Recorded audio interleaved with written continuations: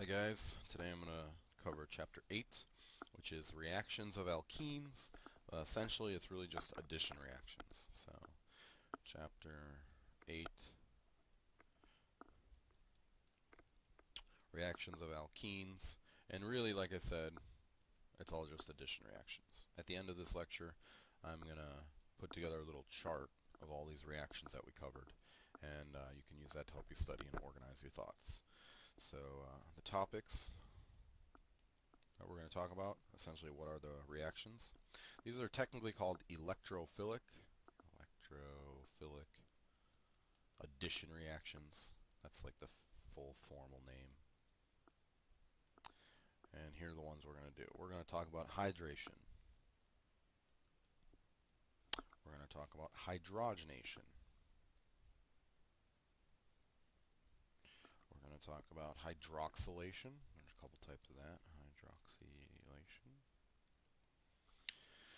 And then epoxidation. One of my favorites. I don't know why. Epoxidation. Okay. We have halogenation, where we add halogens to the molecule.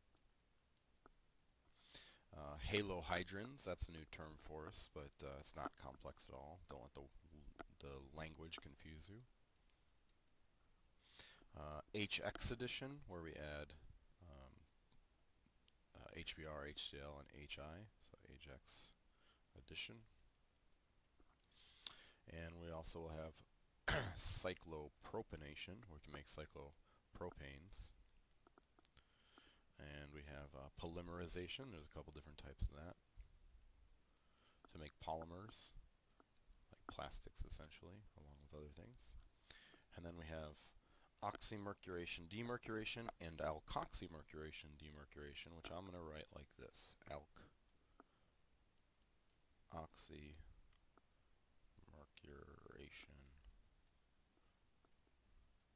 demercuration.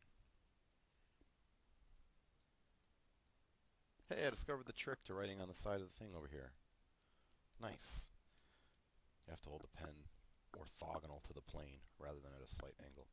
Alright, and then the last one is going to be hydroboration, oxidation.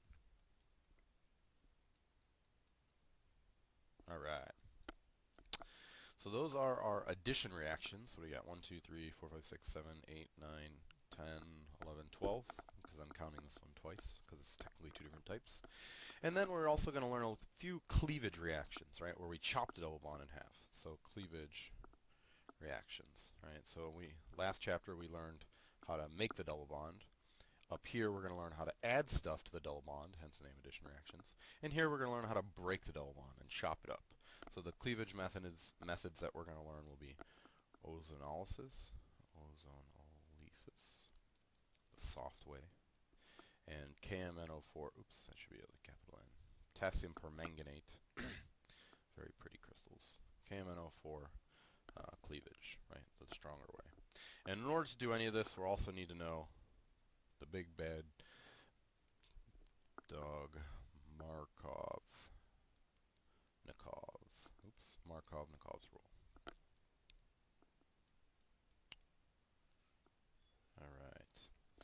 Alright.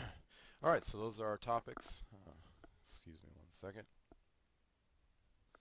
Alright, so those are our topics, and let's have a brief reminder of how to make alkenes. Alright, so starting with alkenes. So we can take an alkane, like 2-methylpropane, and we can brominate it. We can use like NBS and light or bromine and light because it gives us a specific reaction, exclusively reacting at the tertiary position. So that's good. And that will give us the brominated product. And we know from the last chapter we can do elimination reactions with some type of strong base to remove a proton to give us the alkene. Alright, so now we have the alkene. Now we can do all these addition reactions from above, right? We can cyclopropionate, we can epoxidate, we can do all these different additions. So let's take a look at the generic reaction, or the generic mechanism for electrophilic addition reactions. So what we've learned up to this point is that nucleophiles have a lone pair of electrons, and they attack some target that has a leaving group. With electrophilic addition, it's similar, but not the exact same. Instead of starting with a nucleophile that has a lone pair of electrons, now we're going to start with alkene. The alkene is going to attack some target, which we're going to call the electrophile. Electro meaning electrons, phile meaning love or lover, right? It likes electrons. Usually it's positive charge, but it doesn't have to be, right? It could just be a very large partial positive charge, or it could be something that's very low on electron density, or it could even be an empty orbital like a boron that we'll see later on. The electrons that are in this pi system will act as the nucleophile and attack the electrophile. Now when this happens, you're destroying the pi system, and so one of these carbons is going to be lucky enough to make the actual bond to the electrophile, but the other carbon is going to lose out. The other carbon is losing 2 electrons and is getting nothing for his money. And so what ends up happening is the electrophile bonds at one location, and the other location becomes a positive charge. This is where Markovnikov's rule comes in. The most stable positive charge will be the one that forms. Then, after the addition step, then some type of nucleophile or something has a lone pair of electrons or available electrons to donate will attack the positive charge and give you your product, which in this case would just be generic nucleophile E. So essentially we have added to the molecule now a nucleophile and an electrophile. When we do SN1, SN2, the nucleophile replaces the leaving group. But here, it doesn't replace. The electrophile and the nucleophile both add on to the molecule, hence the name, the addition reaction. Right? So let's take a look at a nice simple example. Oops, sorry. We'll do ethene, the simplest alkene. And we'll add HX to it, HCl. Right? The double bond will attack the proton because it has a partial positive charge. That's the electrophilic part of this molecule. The electrons between the hydrogen and the chlorine will go to the chlorine since chlorine's electronegative. That makes sense. And now, when we break the bond, the hydrogen has to pick one of these carbons to go to. In this case, molecule symmetrical, it doesn't matter. So the hydrogen will pick one of these carbons. I will just arbitrarily draw it on the left side, which means the other carbon gets a positive charge. This carbocation is exactly the same stability as if I were to draw the other carbocation, so it doesn't matter in this point. It's a moot. It doesn't matter in this case. It's a moot point. Then the chloride, which was just generated, will attack the positive charge. Negative attracts positive. Positive attracts negative. That makes sense. And we get 1-chloroethane as our final product. So HCCClH, and there's no stereochemistry to worry about, so you can just put them anywhere. Alright, so that's good. That's our generic structure. So let's make it a little bit more complex. Let's make the molecule not symmetrical. Let's make it a little bit bigger. Come on, stop that. Seriously? Alright, screw it. I'll use the mouse. Okay. So let's go with something like this. Alright. Now if we had HCl, first step is the double bond attacks the proton, giving you a carbocation. There are 2 ways I could draw this carbocation. I can draw it this way, where the hydrogen goes here, and the positive charge goes there. Or I could draw the hydrogen goes here, and the positive charge goes there. Which of those 2 positive charges is more stable? You should know from ranking carbocation stability that the top one is more stable. So this one does not form. This one does form, which means when chloride comes in and bonds, it bonds at that location, and then therefore our product must necessarily be this. Do we have to worry about stereochemistry in this case? The answer is yes, because we have 4 different groups attached: methyl, ethyl, chloro, and propyl. And so when chlorine comes, it could come from the quote-unquote top, or it can come on the quote-unquote bottom. Either way, it gives you 2 different products, and so you get both enantiomers plus minus. Lazy man's way to draw it. Alrighty. We call this the Markovnikov product. Markovnikov, after the Russian chemist. The Markovnikov product, because it comes about through a Markovnikov addition, meaning the carbocation went to the place that was most stable. No surprise there. It does what carbocations do. They be as stable as they can. Another way to describe Markovnikov's rule is to say that the hydrogen that you're adding will go to the location that has the most number of hydrogens. So if we look at it from the hydrogen perspective, we say this carbon has one hydrogen, this has none. So when I add to the molecule, the hydrogen will go to where his buddies are. So he will go here, so ultimately it will give you two hydrogens here and give you two hydrogens there. So you can look at it from the most stable carbocation point of view, which is honestly the way I like to do it, or you can do it from the hydrogen point of view. I think it's a little bit better to think about the carbocation because you don't always have a hydrogen around. Sometimes, you know, what if I had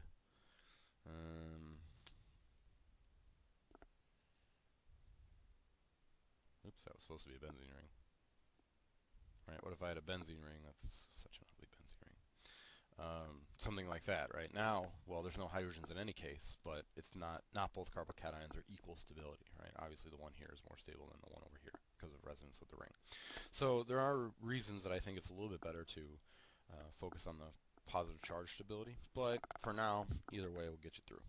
Okay, so that is Markovnikov's rule and Markovnikov's product, and we're just going to apply that over and over and over again throughout the entire rest of the chapter in order to determine what the product should be.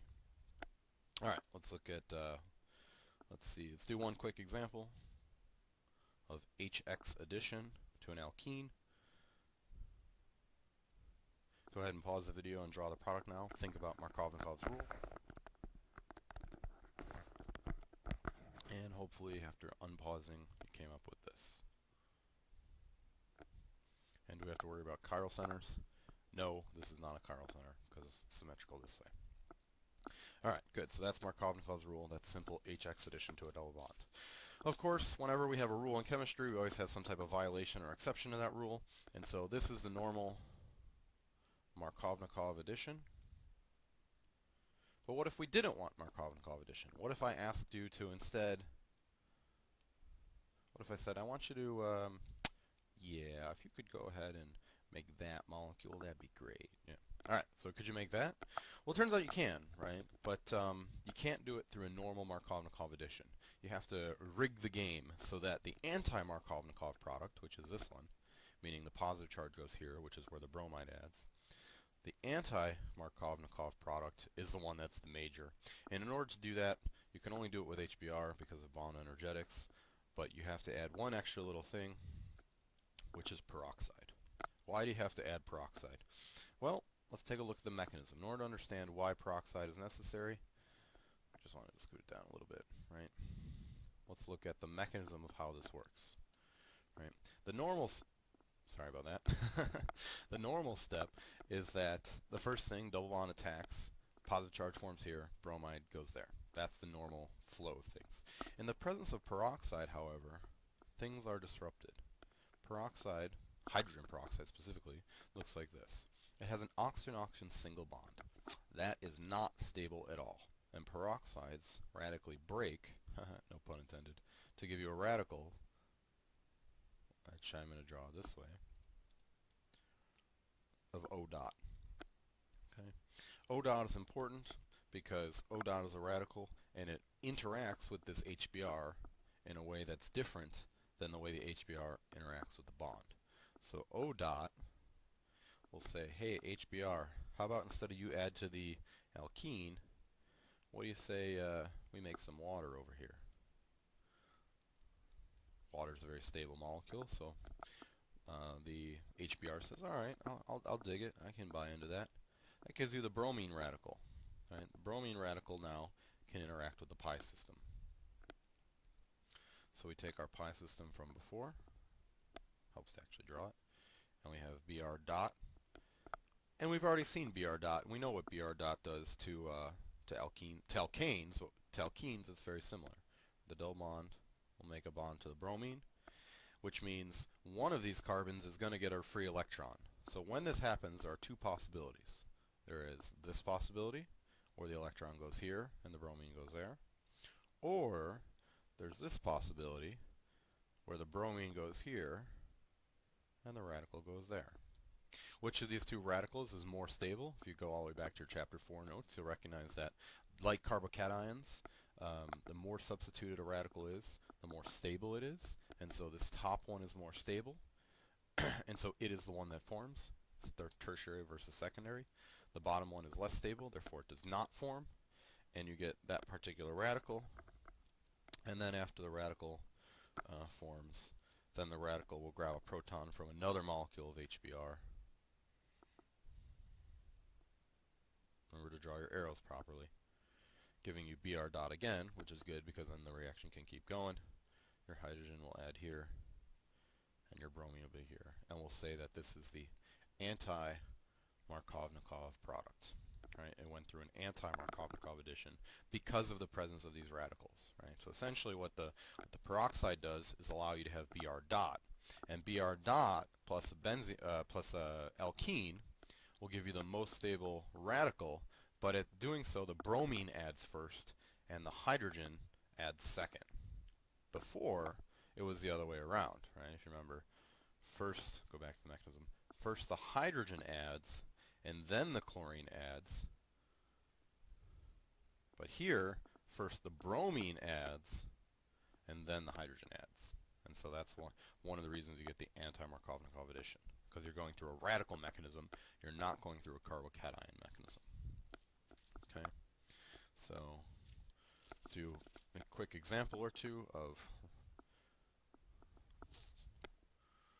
our radical mechanism, HBr, anti-Markovnikov addition, in the presence of peroxides. And it doesn't matter what the peroxide are, right? I can use R, O, O, R. You get the same thing, right? You get that O dot, that's all that matters. The side product would be an alcohol instead of water here, but you know, who cares about that? So if I had this alkene and I had HBr in the presence of peroxide, what would I get? Clear this out of the way.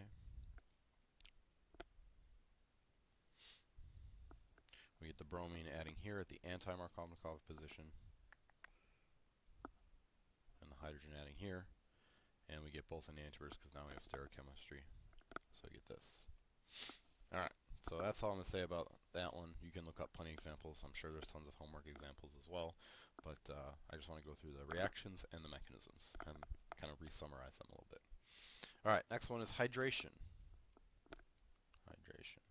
Hydration is just the opposite of dehydration. So we've already seen this mechanism from last chapter. If you're in lab, we actually did this reaction. We took cyclohexene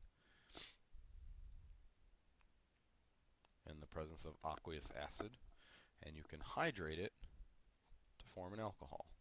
Now in this case, the molecule is symmetrical this way, so I put the alcohol here, but I could have put it right here as well. It gives you the same thing. The mechanism you should be able to figure out yourself based on the dehydration mechanism that you already know from last chapter. But in case you can't remember it, let's go through it right now. Just like most, if not all, addition reactions, first step is double bond attacks the electrophile. In this case, the electrophile is hydronium, acidic water. Right, now through Markovnikov's rule, hydrogen goes to one of the carbons, positive charge goes to the most stable location. Since the molecule is symmetrical, it doesn't matter, so I'll put the hydrogen here, which means the positive charge goes there.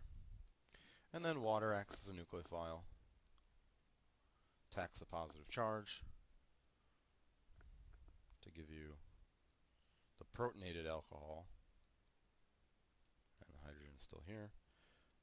And then another molecule, water, will be kind enough to deprotonate, so you get your product. That's it. Right, so hydration is just a normal Markovnikov addition. It's just the inverse of the dehydration mechanism that we learned last time. Right, so let's do an example of that one, and we'll move on to the next type. So CH3, C double bond C, CH3H, CH3. Right, now we have lack of symmetry, and so when we hydrate, we do have a specific Markovnikov product. Go ahead and pause the video and figure this one out. After pausing, hopefully you figured out that the double bond will attack one of the protons, positive charge will end up at this location, and so the water will attack this location, and so your final product will be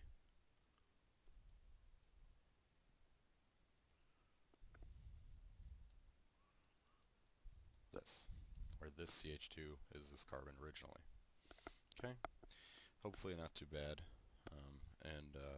Remember, when you go through the normal Markovnikov addition, like HX addition or hydration, you are forming a carbocation, so you do need to be aware of rearrangements. We haven't had any yet, but it is something that can potentially happen. So, all right, let's do the next one. Next up, halogenation. I'm sure you can guess. Halogenation is the act of putting a halogen on the molecule. So again, we're going to take our alkene, and we're going to add some halogen to it. So halogen will be like chlorine, bromine, or iodine. And under the right conditions, we will get a dihalide. One thing to note here is that the solvent has to be non-nucleophilic. So I didn't draw a solvent here, but if I did, it would have to be a non-nucleophilic solvent. Why is that? Well, in order to think about that, we have to understand the mechanism. Hopefully you're seeing the trend of organic chemistry now. Learn a reaction, learn the mechanism. Learn a reaction, learn the mechanism. At least that's how I learn it, teach it, think it, etc. Alright, so when we have a pi system, like a double bond, for example, right? Pi system is kind of the McDonald's hamburger bun model, right? It has a lot of volume. Halogens also have, not a pi system, but they have an electron system, an electron cloud, that is around them in all directions. And these two clouds don't necessarily like to be by each other, right? This is partially negatively charged because it's electrons. This is partially negatively charged because it's electrons. So they're like, yeah, if you could just stay away from me, that would be great. So when they randomly bump into each other, which just happens through the normal motions of molecules, these electrons in the pi system will push the electron density in this halogen system to be asymmetrical. Right here it's about symmetrical because an X is the same as an X. But when they get close, let me redraw this. When they get close to the pi system, now the electrons say, oh crap, I don't want to be over there. Let's go over to this side, right? And so what happens is you get this thing we call an induced dipole. Oops, this should be negative. Where more of the electron density starts to pile up on one side of the molecule than the other.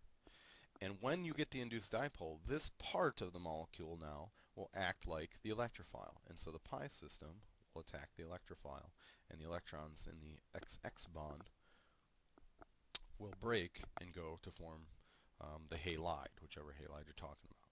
Okay, so the induced dipole is what allows this to happen.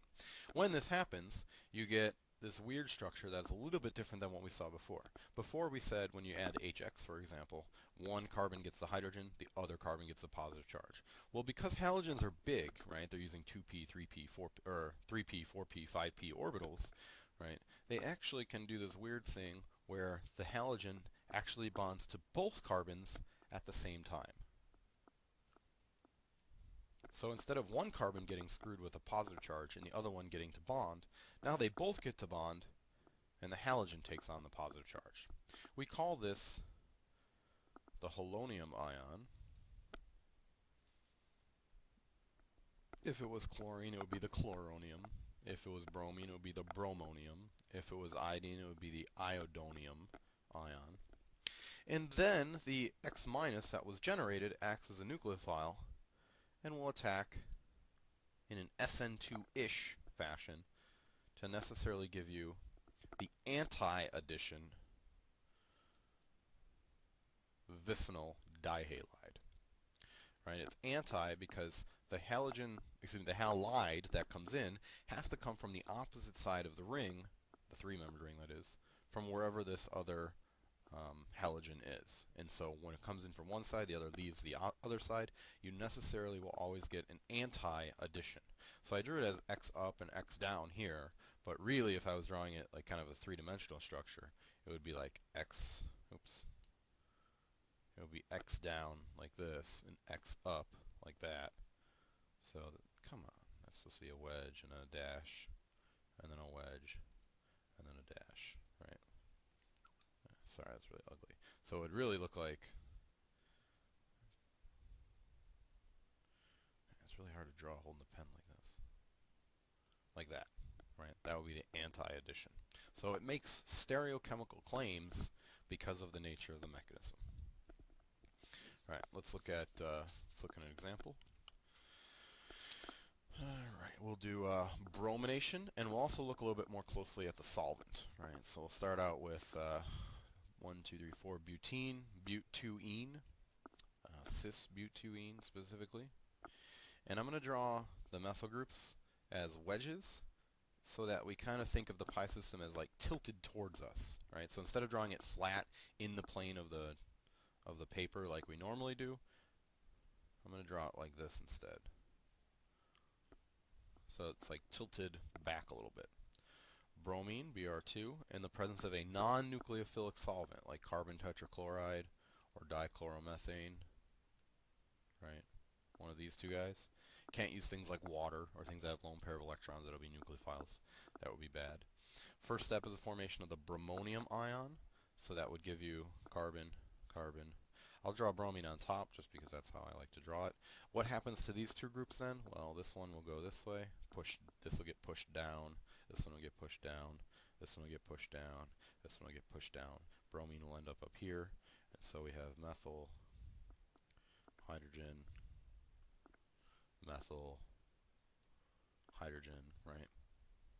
And then when bromide comes in and attacks, since this is secondary, there's no preference. Bromide will attack here, and that will go out. And so I will get bromine, carbon, carbon, bromine. What happens to these two groups when this one comes up, or when the bromine comes in? This will get pushed up, and this will get pushed up now. So this one, which is closest to us, will stay the methyl, but it will be up, and the one behind will go there. And the methyl would go here, and the hydrogen would go here. These would remain the same, right? So that makes sense. No problems with that, hopefully. Yeah, that's all I'm going to say about that. Okay, but what happens if we had, let's go down to the next example. What happens if we didn't have cis, but we had trans-butene? So we have C double bond C, and we'll keep this left one the same, methyl, and now we'll switch it, so this will be our methyl group, and this will be our hydrogen. If we do Br2 in a non-nucleophilic solvent like dichloromethane, right, what's going to happen? First, to get the bromonium ion, these groups will stay trans to each other. Then bromine will come in, or excuse me, bromide will come in and attack the bromonium ion and give you the product, which will then look like this. And you should be able to draw this mechanism on your own. If not, you might want to pause the video and practice drawing this mechanism out, because I'm not going to draw it right here. So the hydrogen will stay there, the methyl will go here, the methyl will be here, and the hydrogen will be there. Okay. What type of compound is this? Is it an enantiomer? Is it a diastereomer? Is it a meso compound? Well, if I rotate this bond, I can put the bromine down here. The methyl would swing to the front, the hydrogen swing to the back. If you're having problems with visioning that, maybe you should build it with a model kit.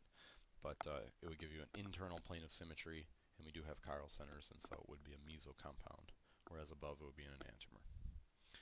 Okay, so do one more quick example, and then we'll move on to the next topic and talk about why that solvent matters. So if we had just cyclopentene, and we chlorinated in the presence of a non-nucleophilic solvent, carbon tetrachloride, go ahead and pause the video and predict the products. Hopefully after pausing, you realize that you get this. So one of the chlorines will be a wedge, and the other necessarily has to be a dash. But there's nothing stopping me from saying this chlorine could be the dash and this one could be the wedge. And so you get both versions.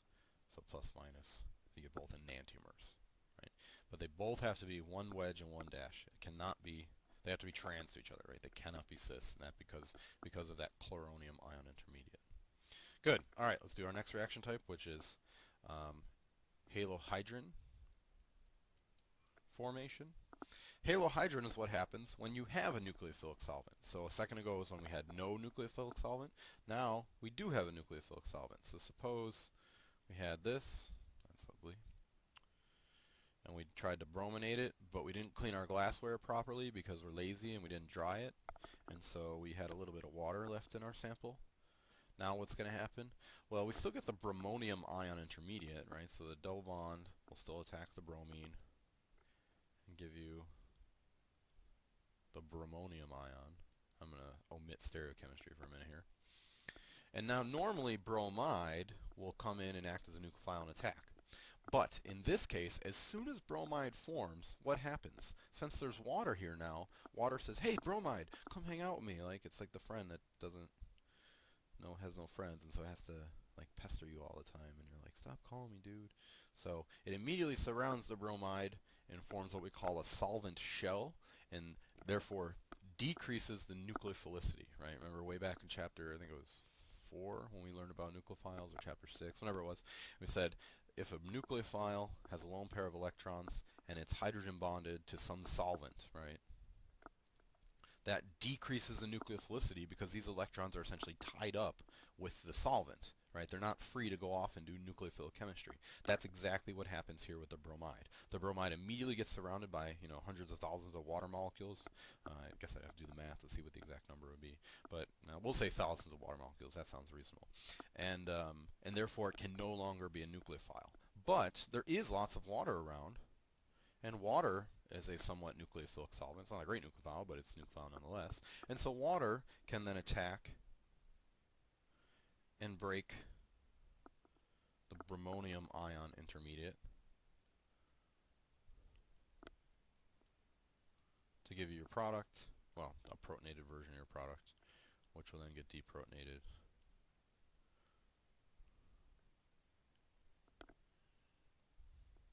to form your product.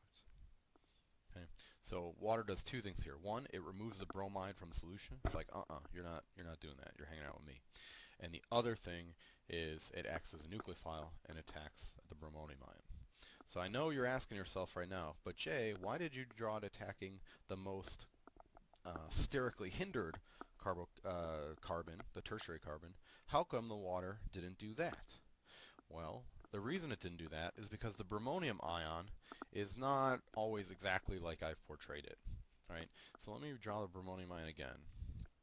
So we have this, right? And what I want to do to kind of explain why this happens is I want you to imagine that the bromonium ion is actually a dynamic equilibrium between this bond breaking and going to the bromine and this bond breaking and going to the bromine. If that was the case, and I believe it is, what we actually get is a mixture of this, also in equilibrium. Oops, sorry about that. Give me my pen function back, you jerk. Bromine would be here, and the positive charge there, right? So we kind of have a mixture of these three things. Now, I think some textbooks will actually represent these as resonance contributors because you're only moving electrons, you're not moving atoms. So whether you want to change these arrows to equilibrium arrows, like they're an actual chemical reaction, or you want to draw them as resonance, I'm not going to go far enough to worry about which set of arrow it is. It might indeed be resonance. It might indeed be an equilibrium. There is a difference between the two. But for our point of view, for understanding what happens, it doesn't matter. Either way, we get a contributor that has a tertiary carbocation. So whether it's a contributor or an actual intermediate, right, where you use arrows, either way, this is the one that's dominant that's going to matter because that's the one that will hang around the most. And so when water attacks, water is going to attack at the place where the positive charge is the most dominant, which in this case would be the tertiary, and so it attacks like that. Oops. And so when that happens, you necessarily get attack at the most crowded or sterically hindered position, tertiary, not at the secondary position. Okay, so hopefully that makes sense. And when water attacks here, it's in this portrayal of the mechanism. This is an Sp2 hybridized carbon. Is there any reason it should attack from the top or from the bottom, quote unquote? No, there's not, right? So it can attack from one side, attack from the other. There's no preference. And so at the end, when water attacks here, if you're generating a chiral center, which we are, we get both versions of the chiral center. So we should be sure to draw a plus minus for both enantiomers, or wedge dash dash wedge. Okay. This, a compound that has an alcohol and a halogen on it, is the halohydrin, right? That's the name of this molecule, halohydrin. That's the name of the type of molecule it is, not the name of the molecule itself. Okay, so that's why the solvent matters so much. If the solvent is nucleophilic or able to kind of corral this bromide, you no longer get the 1,2-dibromo, but instead you get the bromo alcohol. All right. Let's do one quick example for that, and then we'll move on to our next reaction type, which is oxymercuration, demercuration. Alright, so let's say we had this molecule. That's really ugly. Let me just redraw it. There we go. That's better. And we want to do chlorination in the presence of water. What are we going to get? First we'll get the chloronium ion intermediate, then we'll get water attacking at the more sterically hindered position, which would be this one right here. And so our final product will be a chlorine at this position. And I have some stereochemistry here in my notes, but I don't think I'm going to bother. When water attacks the positive charge here, you get OH. And the relationship between the OH and the chlorine has to be that of anti, right? Because water comes in the opposite side. So if chlorine was a wedge, it necessarily means that the OH has to be a dash, right? The relativeness of the OH to these methyl groups doesn't matter because that's not a chiral center, but the relationship between the OH and the chlorine does matter. So since this is a chiral center and the molecule is chiral, now we have to worry about both enantiomers that can form. So we can have that enantiomer, or we could have this enantiomer. And so we can just write plus minus. Okay? Alright, good. That is our example. I'm only doing one example of these because it would take a really long time, guys. So hopefully the rest of the examples are in your notes from lecture. Alright, let's see. The next one is alkoxymercuration and demercuration. So what I'm going to do is I'm going to do this. I'm going to say oxymercuration, demercuration, because you got to knock off that mercury. And I'm tacking on this alk substituent in the front because it actually turns out it doesn't matter, right? So let's look at the general mechanism, alkoxymercuration, demercuration.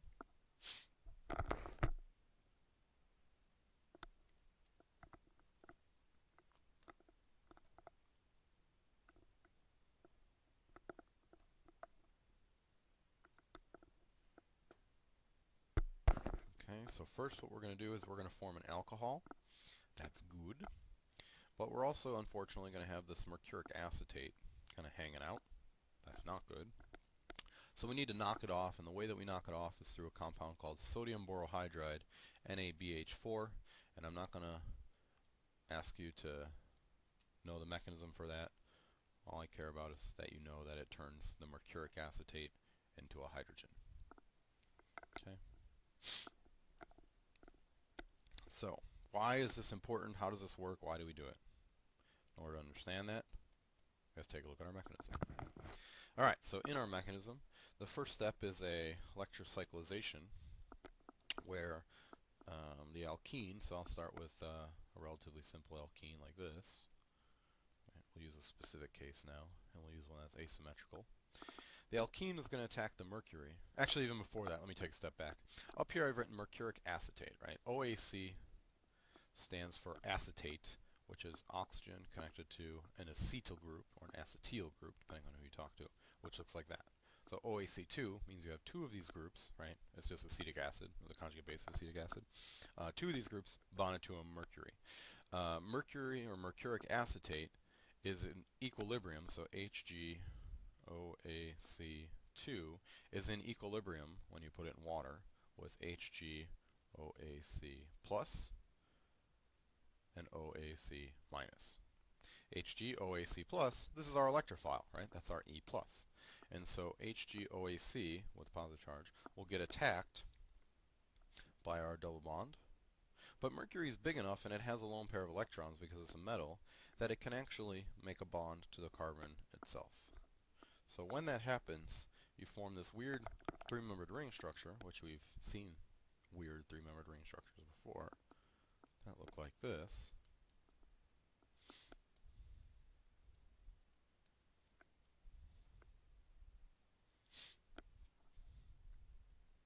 This is called the mercurinium ion. Right? Because the mercurinium ion forms, the positive charge resides on the mercury rather than on the carbocation, on the carbon system. When we did HX addition a few minutes back, The first step is the double bond attacks the hydrogen. The hydrogen goes to the place that has more hydrogens. The positive charge goes to the carbon that has less hydrogens. Right? That was Markovnikov's rule.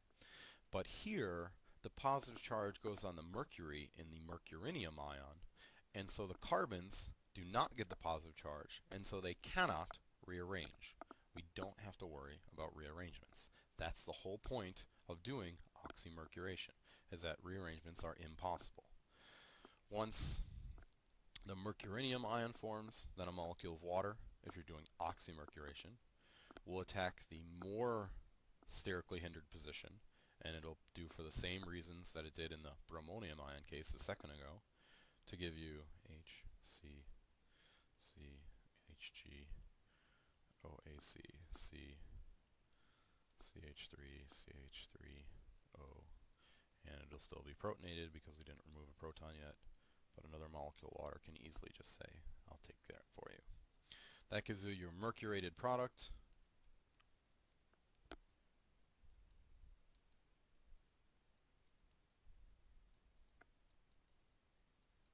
And the mercurated product then can be removed with sodium borohydride, NaBH4.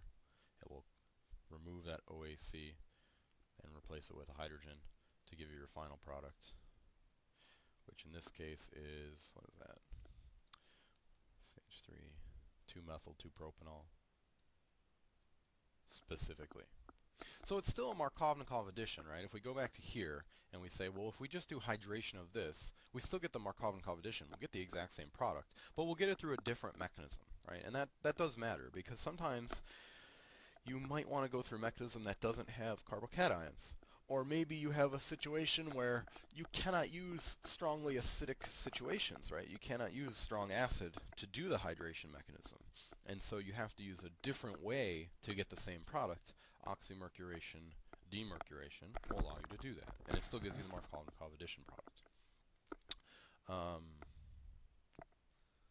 Yeah, so that's a good thing. Let's do a quick example. So one of the ways that we write oxymercuration, demercuration, is instead of kind of sideways, where you write plus mercury plus water plus sodium borohydride, is to say I have some compound like we did before, 1-methyl cyclohexene, and the first step is to add mercuric acetate, Hg, OAC2, in the presence of water, and the second step is to add sodium borohydride, right? So instead of writing all that stuff out, I can just write it over the arrow with numbers, saying first you do this, right? First you do step 1, you take the product of step 1, purify it, isolate it, etc. Then you do step 2, then you purify it, isolate it, characterize it, and you get your product, and you still get the Markovnikov addition alcohol, right? But you don't do it through a carbocation intermediate. Now one thing I want to note is that a second ago I said I'm going to write alk like this, right? Why did I do that? Well, it turns out alkoxymercuration and oxymercuration are essentially the exact same thing. The only difference is that here,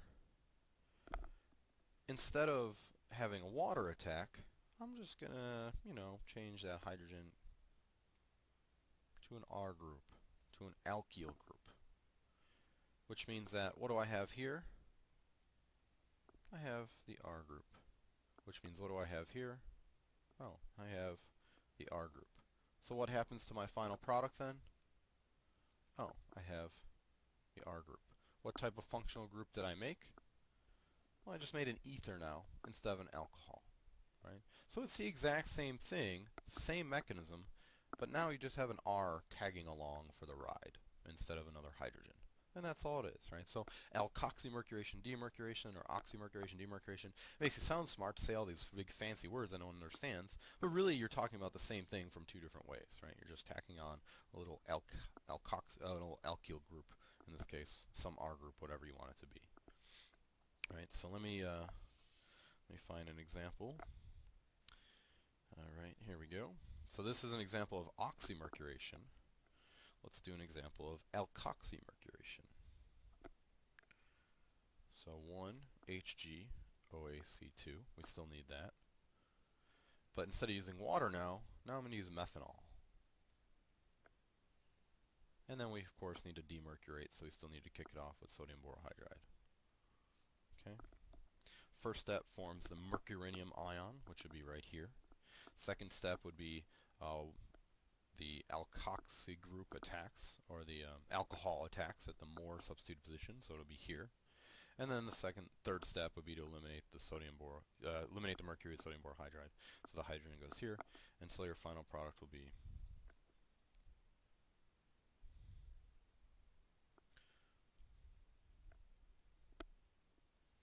that. Okay. We haven't learned how to name ethers yet, so we don't have to worry about nomenclature. That's it. That's oxymercuration and alkoxymercuration.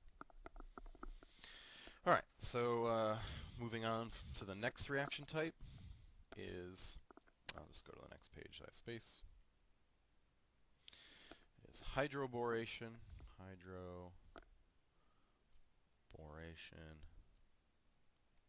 oxidation. Alrighty, hydroboration, oxidation. In this case, we're going to do the anti-Markovnikov addition. So what we're going to do is we're going to take the alkene, and we're going to use some borane, BH3, and we're going to use THF as our solvent, which is tetrahydrofuran. And then we're going to get, actually, in order to demonstrate the fact that we're doing anti-Markovnikov, I'm going to decorate this molecule.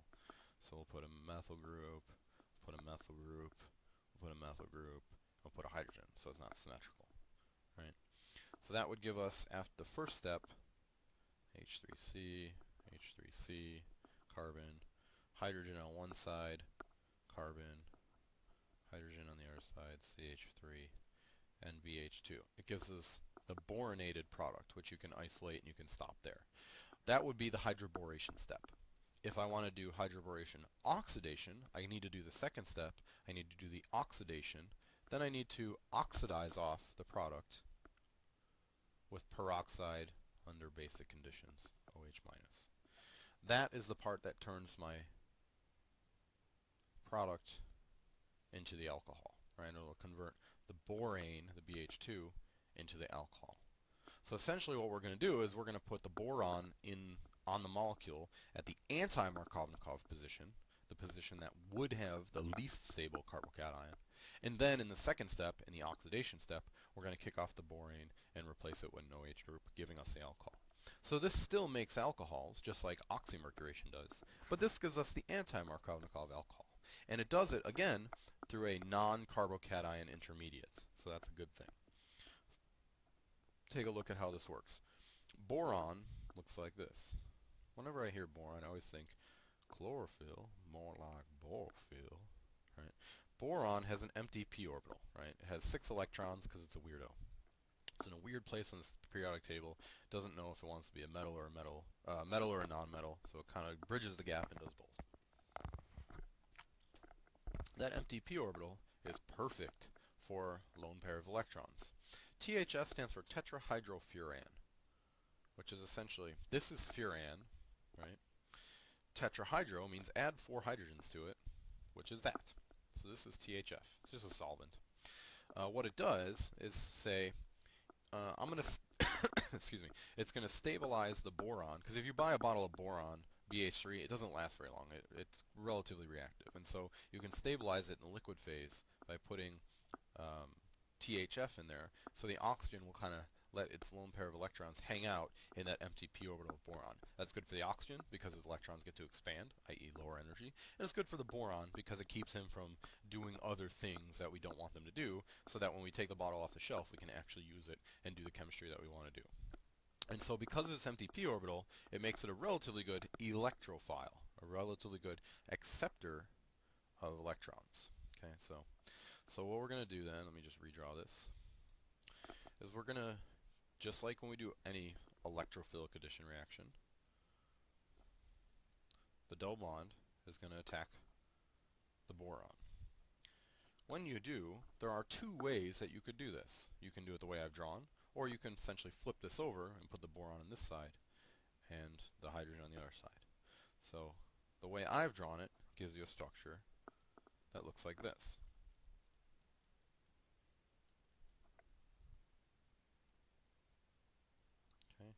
So we're partially making a bond to the hydrogen to the boron is breaking, the double bond is breaking, and the bond is making, right? We give a structure in our transition state that looks like this.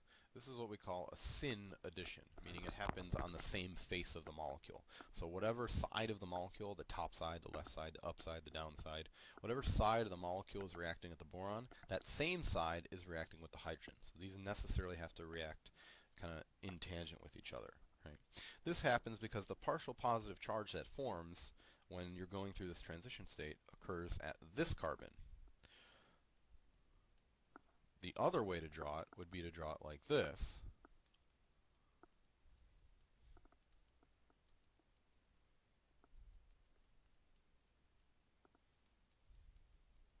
Okay, where the partial positive charge would be at this carbon. This carbon is secondary. It's a less stable partial charge than this one, and so this one does not happen. This is not the way it happens. That's no. That's frowny. That's X. Okay? So it's a syn addition where the boron adds to the least substituted position because that necessarily puts the partial positive charge at the most substituted position, which makes sense. It follows the Markovnikov's rule, so to speak, even though the product ultimately gives us a anti-Markovnikov product. Okay, so the result of this step then, I'll keep going down, right, would be our hydrogen adds here, and our boron adds here on the same face. So we call this a syn addition. Essentially, a syn addition will give you products, will give you the relationship between the two things that were added in the cis conformation, right? So syn will get you cis. Right, we could stop here at the boronated product. That's an isolatable product, but obviously for most, to all intents and purposes, especially in our class, we don't want the boronated product. It doesn't really help us. We can't do anything with it. At least we don't know how to yet. And so we have to move on with our second step in the presence of aqueous base and peroxide. It will oxidize off this boronated product, and it will give you the alcohol will essentially replace the boron in the same orientation in space as well. So it will be a cis relationship at the end. I'm not going to ask you to know this mechanism. I could show it to you if you want, but it's nice and long and complicated. I believe it's actually in your textbook. It's in a blue box somewhere, but you know it's quite complex, so you really don't have to worry about it. But if you want to take a look at it, by all means, go ahead and peek at it and see how stupidly long it is. Okay. All right, so let's just do a couple quick examples of hydroboration oxidation, and then we'll do a couple simple ones, and we'll be almost done. All right, so we just have 1-methyl-cyclo. I like to make cyclostructures if you haven't picked up on that. Just like with alkoxymercuration, demercuration, we can draw it the same thing, the same way. We can draw. First step is do BH3 and THF to give us the boronated product, and the second step is to oxidize it off with peroxide and base. You do need both of these, right?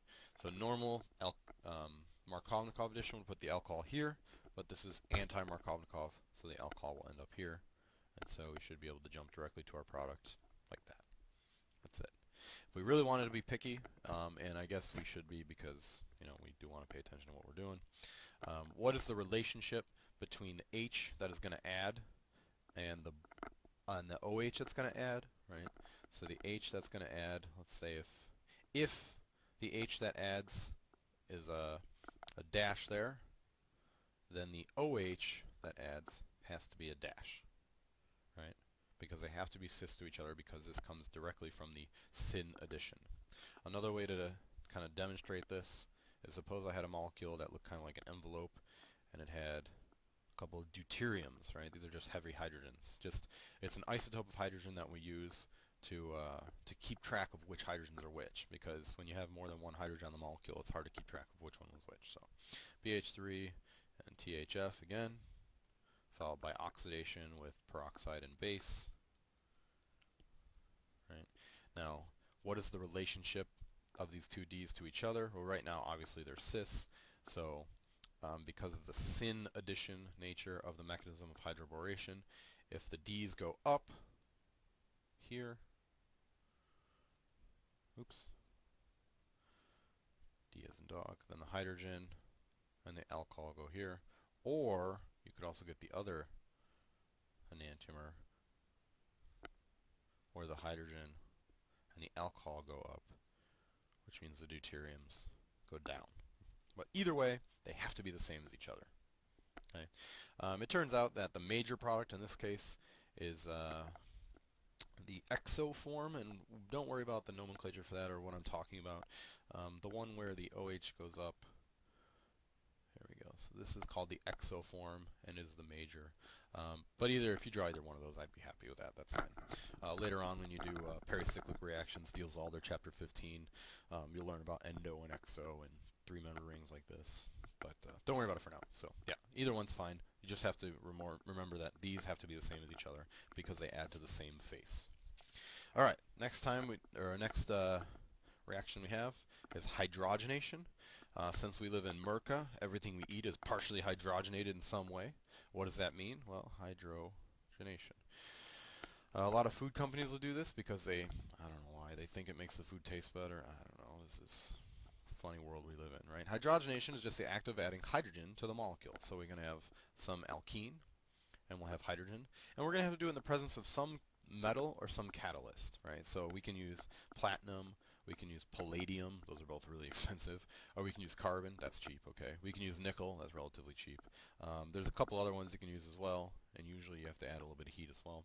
And all it does is give you a syn addition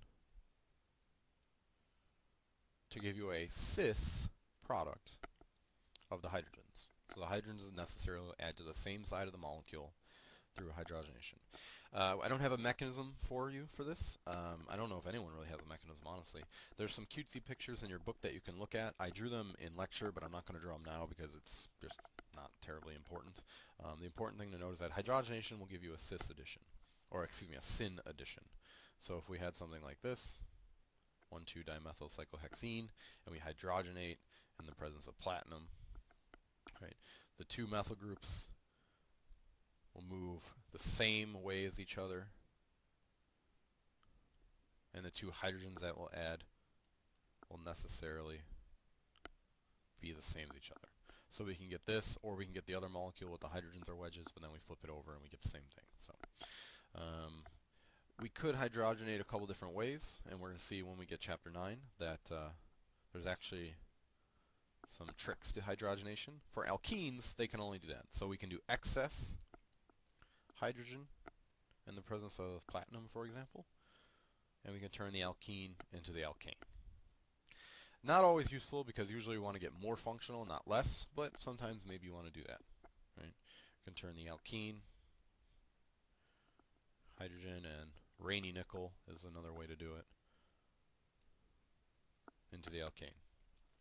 And I guess I should also note, like I did in lecture, you can have chiral hydrogenation. So you can take a molecule like this, and that, and that, and that. And we can use a special type of catalyst, which is called ruthenium binap, ruthenium B-I-N-A-P chloride, ruthenium binap chloride, and that will give us a product that looks like this.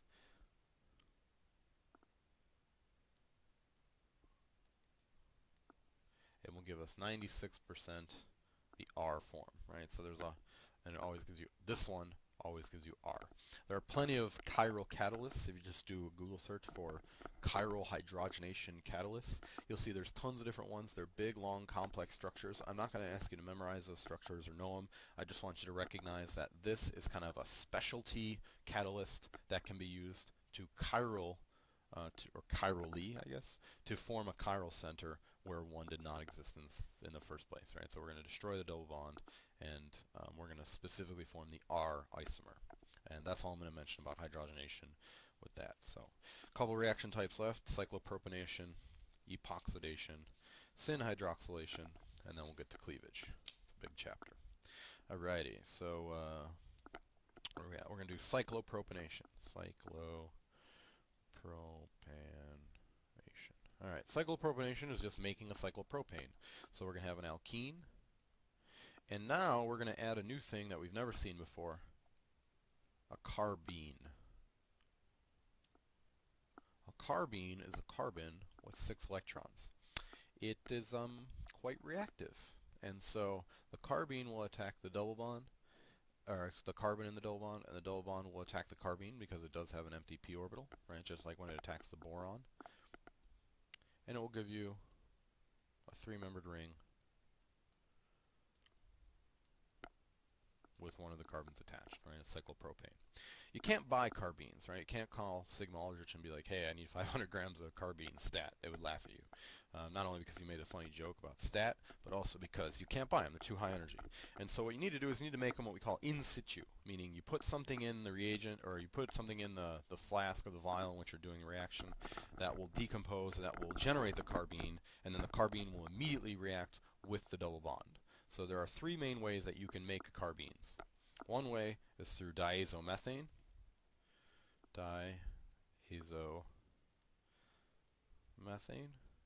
Diazomethane is CH2N2, right? So what it is nitrogen double bonded to nitrogen double bonded to carbon with a positive on the central nitrogen and a negative on the external. This one is a resonance contributor where these electrons, let's see, which way my arrows go. These electrons push here, and these electrons push here. So that will give me nitrogen, triple bonded to nitrogen, which is single bonded to carbon with a negative charge. Right? And the positive charge on the center. Now this nitrogen carbon bond is relatively labile because nitrogen is a great leaving group because it leaves as a gas, it takes lots of energy with it, and it's more electronegative than carbon. So when those electrons go here and the molecule breaks, you give off nitrogen gas, and what's left is a carbon with 6 electrons. There's your carbene. So that's one way to make the carbene. Another way to do it is through what we call the Simmons-Smith reagent. Simmons-Smith. And I don't have a decomposition method for you, so I can just show you what it is. It's I, CH2, ZN, Simmons-Smith in the presence of an alkene will give you a cyclopropane, but essentially the CH2 will be liberated to give you the carbene. And then that will then react with your double bond to give you your cyclopropane. Okay? And the last one is called alpha elimination, where we specifically have to start with tribromomethane in the presence of a strong base like KOH. Right? The KOH will rip off this proton, so we'll form Cbr3 with a negative charge, and obviously H2O. Cbr3, I'm just going to draw it like this. If bromine leaves and takes its electrons with, what does it give you? Again, it gives you carbon with 6 electrons. But now we got 2 bromines attached. Whereas before we had hydrogens, now we have bromines. So when we do double bond plus our carbene, now we're necessarily going to get a carbon of our cyclopropane that's dibrominated. Right? So you may want that, you may not care. Maybe you don't want that, but you can always get rid of bromines because we know how to get rid of bromines, right? We can eliminate them and stuff. So, all right, so that's alpha elimination, 3 ways to make our cyclopropionation. So just a couple quick examples of cyclopropionation. If I had a trans but2ene and I do CH3Br, oops, take that back, CHBr3,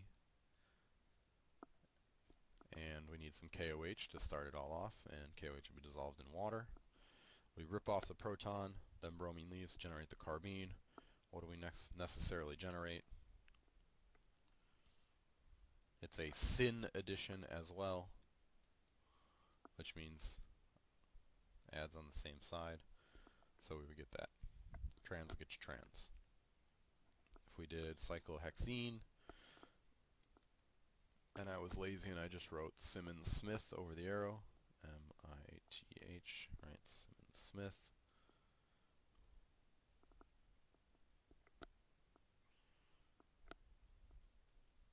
There we go. Okay. That's it. That's all I'm going to say. There's some examples for electropropionation. It's not a terribly synthetically useful thing because cyclopropanes aren't always really that useful, but you never know. Maybe I'll ask you a question on it or whatever. All right, next one is one of my favorites, which is epoxidation.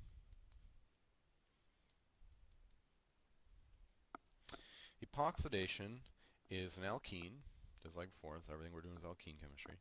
And we're going to add a peroxy acid. So in organic chemistry, an acid is usually something like this, like a acetic acid or a carboxylic acid. But a peroxy acid has an extra oxygen. What did we say a few minutes ago about oxygen-oxygen single bonds? They are pretty unstable. They do not want to hang around. And so a peroxy acid in the presence of an alkene will give us a molecule that we call an epoxide. It's a three-membered ring, but one of the atoms is an oxygen. This particular one is oxirane because it's a three-membered ring. And then the side product to be carboxylic acid.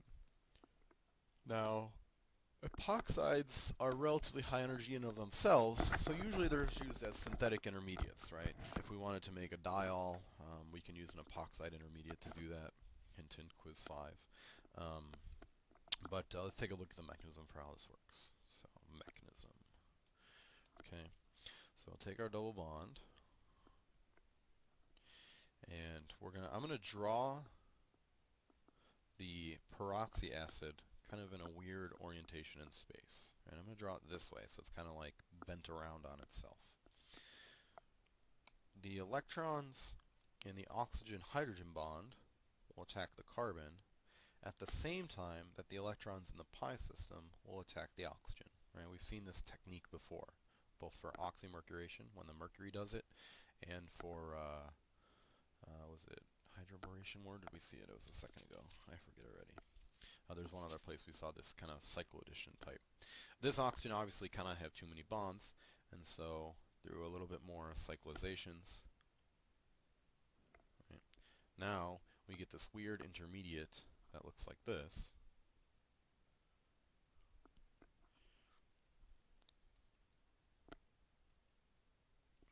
Where the epoxide is forming, that extra oxygen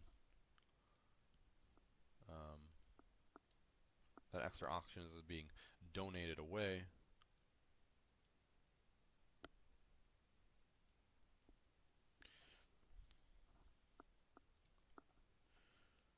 and we jump directly to our epoxide. And in this case, it would give us the carboxylic acid drawn like that. Right, so it's essentially an oxygen donator, if you want to think of it that way. This is a concerted step, meaning it all happens at once and it all happens on the same side. Obviously, it has to be the same side because there's three-membered ring. You can't really stretch across the other side of the molecule. So that means that cis will get you cis. What type of peroxy acids do we usually use? Well, there's two types. Before I draw an example, let me show you some common peroxy acids. One of them is called MCPBA. You don't necessarily have to worry about the nomenclature. Stands for metachloroperoxybenzoic acid. MCPBA. And the other one is magnesium monoperoxyphthalate, which looks like this.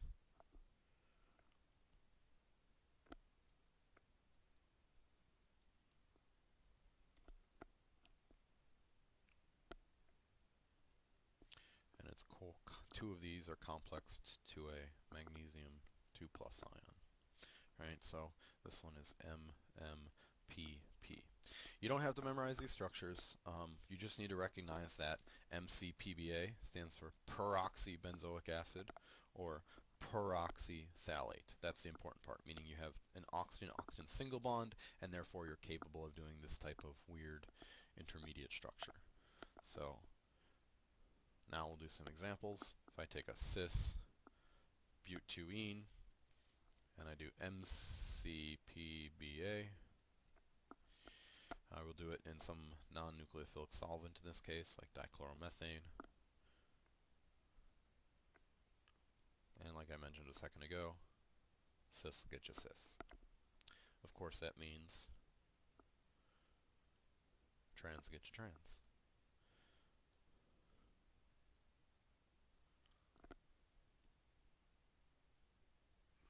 This is a little bit weird geometrically speaking, but it's just to point out the fact that it's the oxygen's on the same side of the molecule. Now, because I could do trans this way, or I could do trans this way, right? In this case, I get both enantiomers, so plus minus. So why did I say I have to use a non-nucleophilic solvent? Well, the reason I said I have to use a non-nucleophilic solvent is for the exact same reason you have to use a non-nucleophilic solvent when you do bromination or chlorination or iodination, where you add iodine. Think about what happens, right? I'm going to propose a question to you, right? So let's say I had my favorite cyclohexene, because I like to draw hexagons, and I did MCPBA. And I did that, and then I worked it up with a little bit of acid. Say I wanted to work it up with water, but I messed up and I used acid. What is my product going to be? Go ahead and pause the video and try to figure it out. If you're in lecture, you probably already know, but if you weren't, or if you missed it or weren't paying attention, you don't have it in your notes, see if you can refresh your memory. The first step will do what? Alright, after pausing, hopefully you figured out that the first step will give you the epoxide, right? So the result of step 1 would be that. But what does acid do in the presence of peroxide? Well, acid does what acids do best. They protonate things. So if I had an acid and I had a peroxide, I would protonate my peroxide, which gives me that. And I also have water, which is what acid is composed of in this case. Water will attack one of the carbons and kick out, and so I will necessarily get a dialcohol. Technically it would be OH2, which then another molecule of water would deprotonate and get your final product OH, OH. Okay, something like that. This is a diol, right? This is just a 1,2 diol. Di meaning 2, 1, 2, the relationship to each other, meaning vicinal, a vicinal diol. So we can open up the epoxide ring in the presence of acid using a 1,2 diol. We can also do it, turns out, using OH minus, right? If I had OH minus plus this molecule, right, suppose I forked off right here, and I had OH minus. Well, this is a nucleophile in itself. It just attacked directly to give you OH and O minus, which would then just get protonated from water to give you the exact same product. Now in this case I've drawn the water attacking kind of on the bottom to give you this, but I could have drawn it the other way as well, right? I could have water attack on this one and then this bond break, so you do get both products plus minus in both acid and base catalyzed. Right? So here's an example of a synthesis. How do I go from this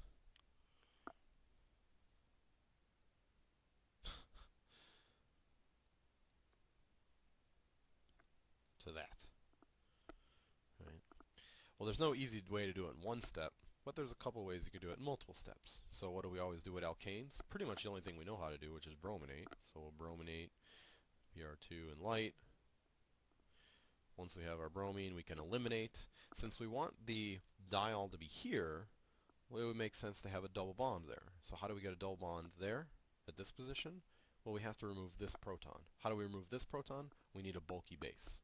So we use T-butoxide, for example, and a little bit of heat to do the elimination product.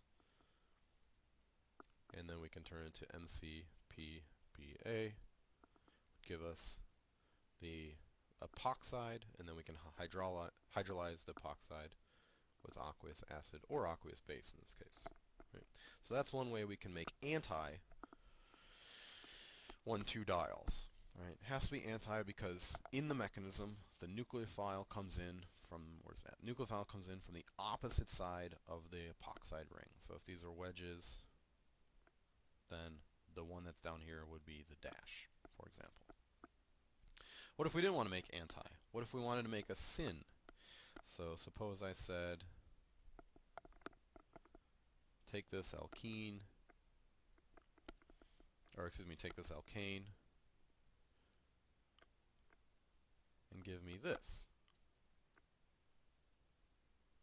These are not anti, these are cis. These are from a syn addition. And it turns out we can do that, right? But we can't do it in one step, right? We can't jump from the alkane to the diol, which is also called the glycol, by the way. So instead what we're going to do is brominate again, which makes sense. HV. And then eliminate. So I'll just use ethoxide, for example, as a strong base in the presence of heat. And I need to move my molecule over. I don't know if this is going to work, by the way. Let me try this. Let's see. How do I scoot this over? Can I? Yeah, go there. Hey, nice. That worked. All right.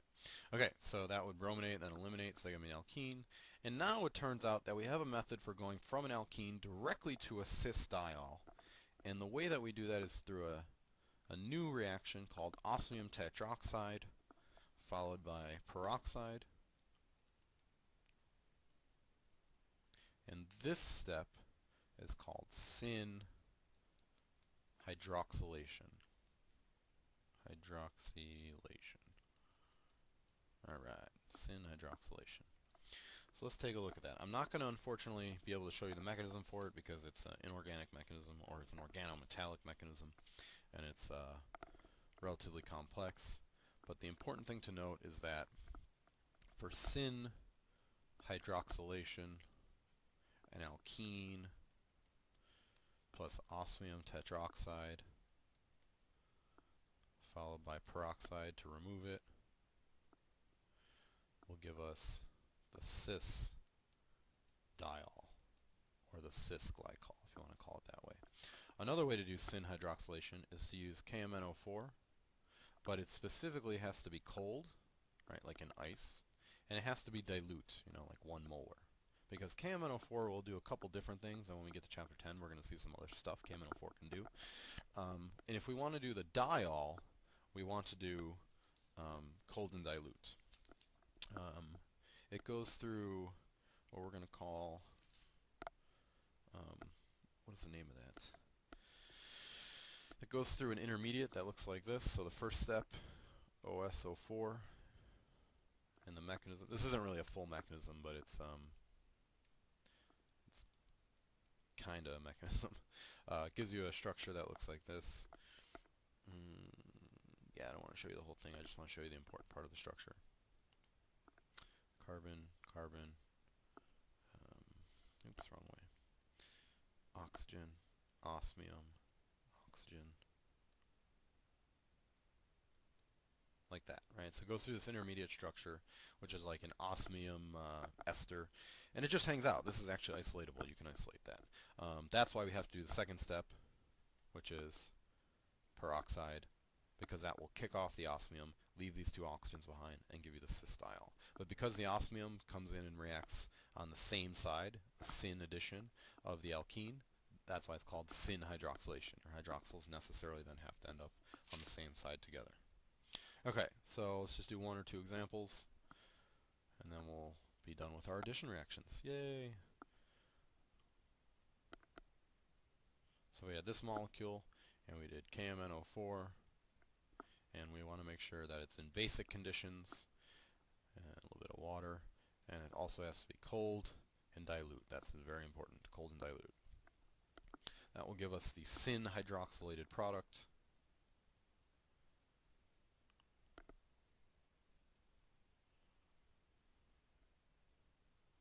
Like that.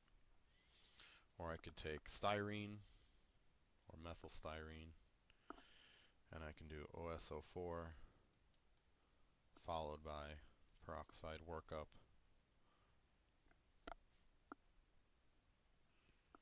to give me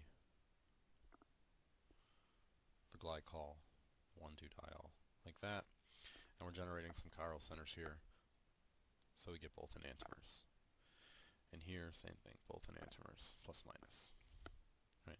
But the important thing is they both have to be wedges or they both have to be dashes. Those are your only options. Alrighty, I am getting super tired, so we'll just push through. Alright, we're done with our addition reactions. Next we have cleavage of alkenes, right? So we did all these things. We learned how to make alkenes. Now we learned how to add stuff to alkenes. Now we're going to learn how to cleave the alkenes and turn them into other things. Alright, so there are a couple different ways that you can do cleavage of alkenes. One way is through ozonolysis, O-Z-O-N-O, lysis. Lysis means to break, you didn't know that. And the other way is our good old friend, KMNO4. So let's take a look at ozonolysis first.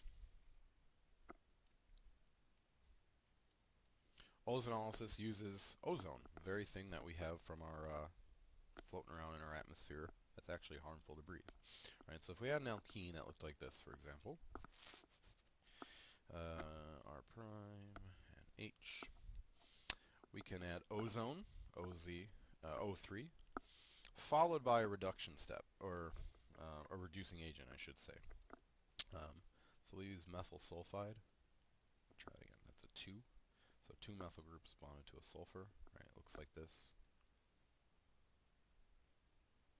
Right, dimethyl sulfide. And what this will do is it'll chop the double bond in half, and at each location, each carbon that got chopped will get an oxygen. So one of the carbons in this case will become a ketone because it has 2 R groups, and the other carbon will become an aldehyde. Take a look at how this works. So I'm going to show you this mechanism, but honestly, I'm probably not going to ask you about it. I might ask about it for extra credit or something like that, but it's quite complex. But I do at least want to show you it so you at least have it written down, and you know, I can use this video in the future for other stuff. So, all right. So here's our mechanism for ozonolysis. Ozone looks like this: O double bond with a negative charge on this guy and a positive charge on that guy. Right.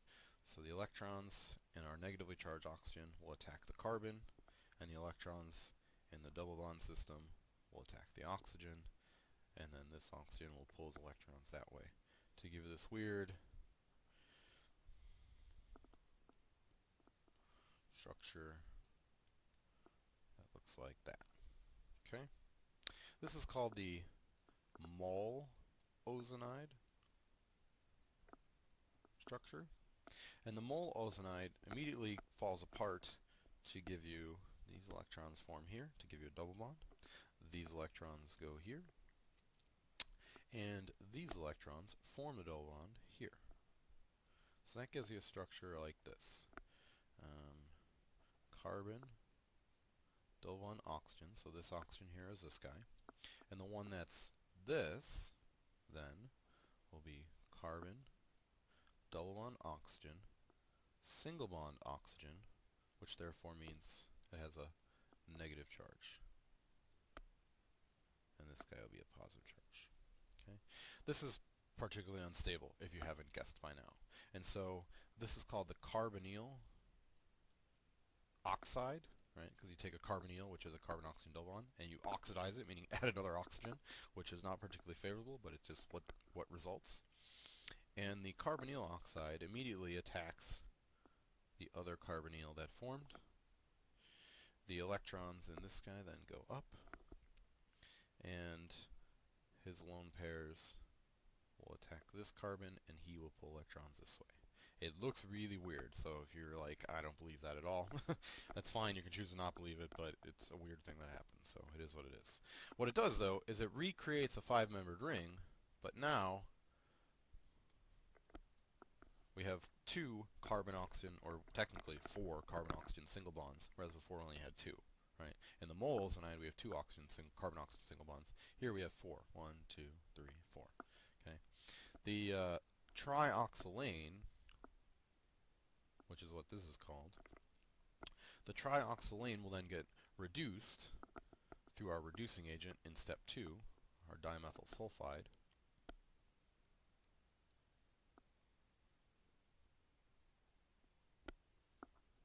to form your product.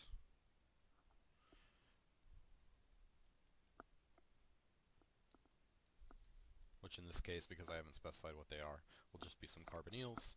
And what happens to that other oxygen? Sulfur is kind enough to pick it up.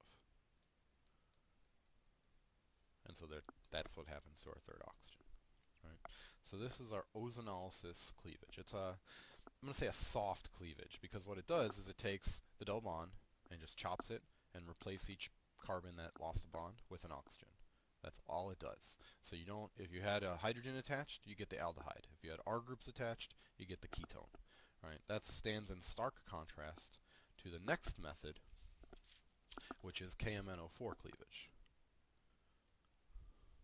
When you use KMNO4, it's a much more, let's say, vigorous or strong approach.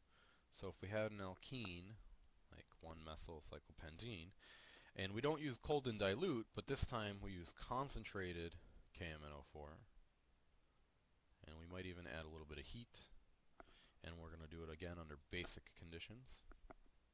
KMNO4, that's concentrated, again, we'll chop the double bond, but now it will oxidize everywhere that it can. So whereas before, with ozonolysis, you would expect to get this product, or this would be the aldehyde, because we have concentrated KMNO4, which is a much stronger oxidizing agent, you don't get the aldehyde, but you get the carboxylic acid. Right? That's the difference. In one case, you just chop and leave it. The other case, you chop and then oxidize it. Right?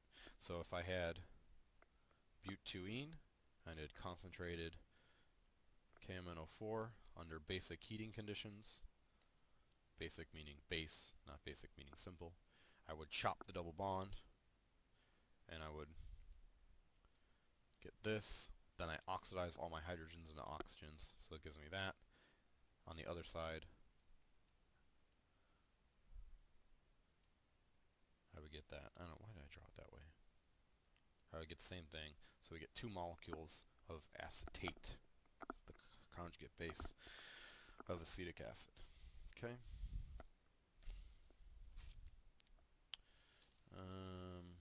One more example of that, and then we'll move on to our last topic, which is polymerization.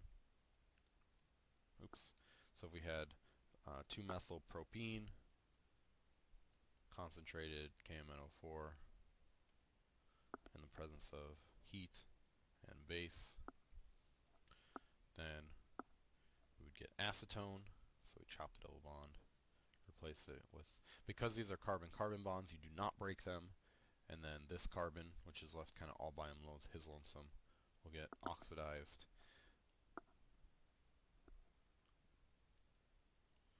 to formic acid.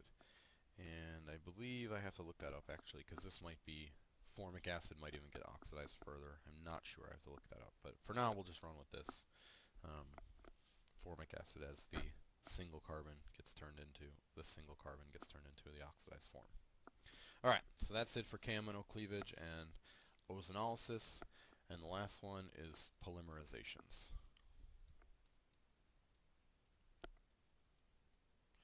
Alright, so there are 3 types of polymerizations that we can do with alkenes. We can do cationic, where we use cations, or cations. I like to say cations, because I like cats, because I'm from the internet. We can do anionic, or use anions, which in my mind always sounds like onions. And we can do radical, which are my favorite because I'm a liberal, progressive lunatic, and I like radical things. Ha ha ha. Okay, let's take a look at cationic. First type, cationic. So if we have an alkene, let's just say it's a nice simple alkene, 2-methylpropene. In the presence of H2SO4, right, strong acid, and usually this requires quite a bit of heat. The acid, which I'm just going to draw as hydronium because it's easier to draw, and it will be present, will protonate to give you the most stable carbocation, which would be this, a normal Markovnikov addition, just like HX addition.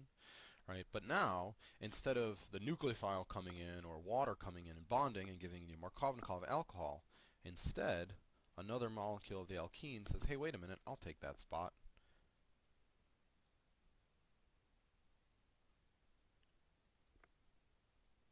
and you get this. And then another molecule of the alkene says, well, hey, if you can do it, I can do it.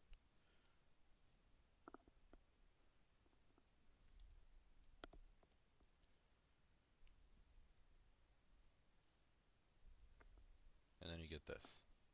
And then another molecule of the alkene says, well, if you can do it, I can do it. And I think you guys know where I'm going with this. And essentially what you end up getting is a carbon, and then a carbon that has two methyls, carbon with two hydrogens, and then a carbon that has two methyls. And you get this unit repeating over and over and over again n times. Alright, so this is kind of the shorthand way to draw the polymer. We say this is the monomer, and this is the polymer. Right, because it happens a bunch of times, we don't necessarily know how many times. And so eventually, to terminate this polymerization reaction, water will come in and attack the positive charge and stop the chain growth. Just depends on reaction conditions as to whether or not this actually happens or not. Right? So the polymer is 1, 2, 3, 4 carbons. So 1, 2, 3, 4 carbons should be in the parentheses. The double bond, the way to go directly from this to this is just take the double bond and extend it one direction, take the double bond, extend it the other direction, and then draw parentheses around it. Okay, so that might look a little sloppy right now, but when you do a practice one or two, you'll see what I'm talking about. Next one, anionic. Anionic polymerization is a little bit different. You need a kind of a, I don't want to say a special alkene, but you need an alkene that's a little bit different than a normal alkene.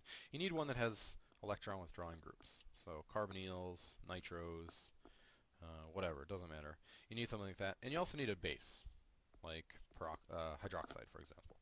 Hydroxide can attack the alpha-beta unsaturated carbonyl. Don't worry about that language. You'll learn that in chapter 18 or 20.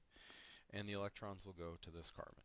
That will give us HO, CH2, C, C triple bond, N,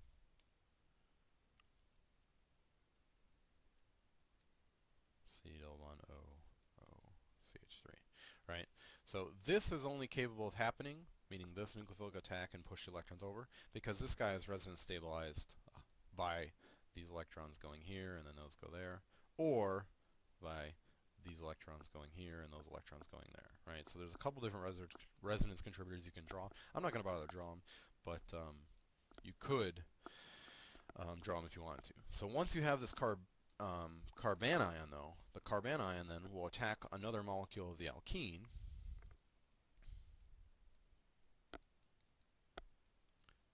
and the polymerization will continue, right? So these electrons will attack here, and these will go there. I'm going to just scoot the whole thing over, so we have H, O, CH2, C, triple bond, I'm going to draw it down, C, triple bond, N, C, double bond, O, O, ether, and that's going to bond to the next CH2, C, C, triple bond, N, C, double bond, O, O, ether, and then that one will bond to the next. Oops, I think I dropped a carbon here. Let me go back and double check. Yes, I dropped this carbon right here. Oops, sorry guys. So this carbon gets attacked, which is this one. Then that goes to this carbon, which then bonds to the next one. That carbon. Did I drop? No, I'm CH2. Right. So the monomer is going to be this guy. No, I did it right. I'm sorry. Like that, which will then bond to a CH2, which will go to the next one, C, triple bond N, C, double bond O, O, ether, which will go to the next CH2, C, and hopefully you see the pattern now. Ether, which goes to the next one. Right? It's just this unit repeating over and over and over again, n times. Right? And it comes directly from this monomer. Right, so a typical question I'll give you will be something like, if I'm talking about polymer chemistry, I'll say, here's a polymer.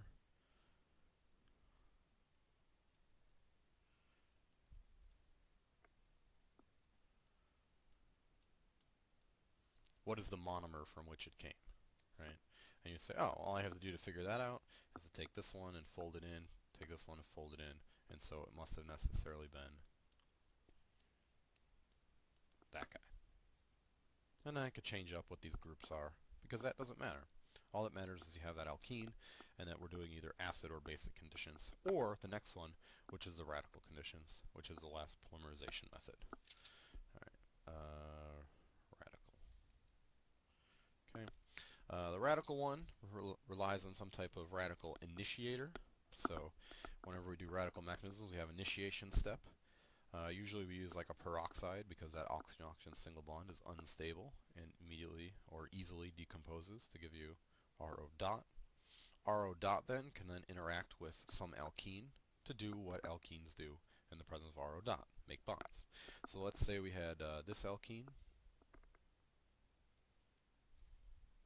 Don't worry about the benzene ring for now. That just is doesn't react because it's aromatic. We'll learn more about that early on in Chem 2.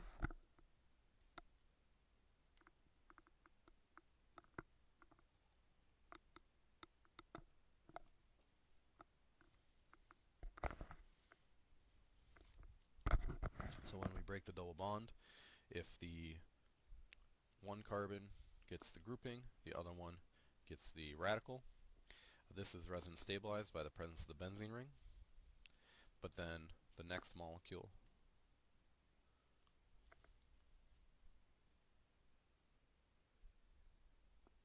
can interact with it. So you get RO bond bond.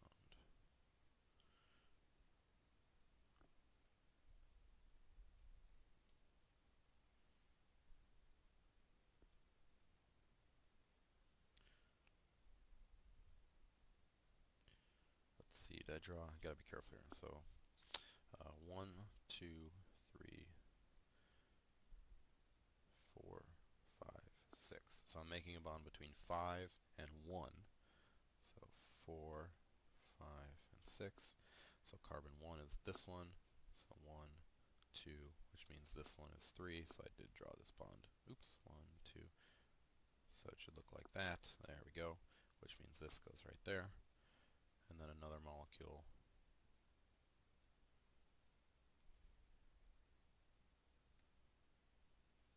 give us that.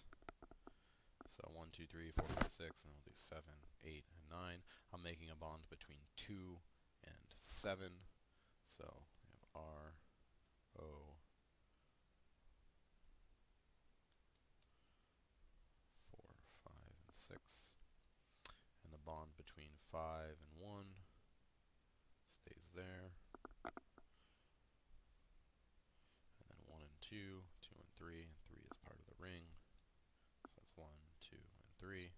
Now 2 is making a bond. Man, my geometry is absolutely atrocious for this one. 2 is making a bond to 7.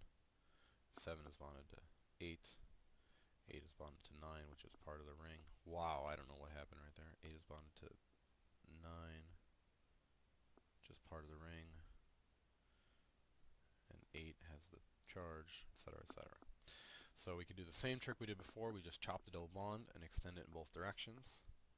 So if we had our molecule like this, we said, okay, now we chop the double bond.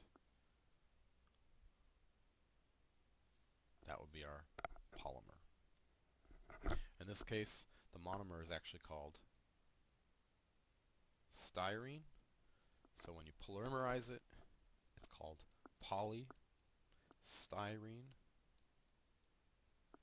right? Which you guys know by the brand name of styrofoam, right? Which is why it's so big and light and fluffy, because these benzene rings don't sit on top of each other, nice and simple, right? If you ever heard of like polyethylene, right? PETE, right? Ethylene is technically called ethene if you're using the IUPAC name, right? You just chop the double bond and extend it both directions. And it's that. Polypropylene, which if you ever work in a lab, you'll use high density and low density polypropylenes because they're relatively chemically inert.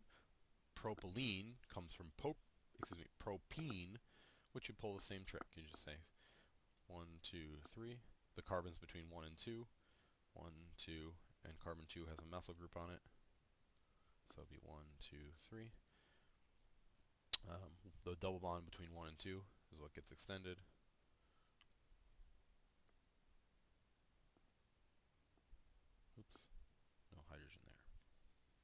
2 only has 1 hydrogen. And that would be polypropylene. You can do polybutylene, polybutene, polypentene. You can do any polymer, right? As long as you have this alkene, you can do the radical mechanism. Or you can do cationic, or you can do anionic. So, right, I might give you something like, draw the monomer required to generate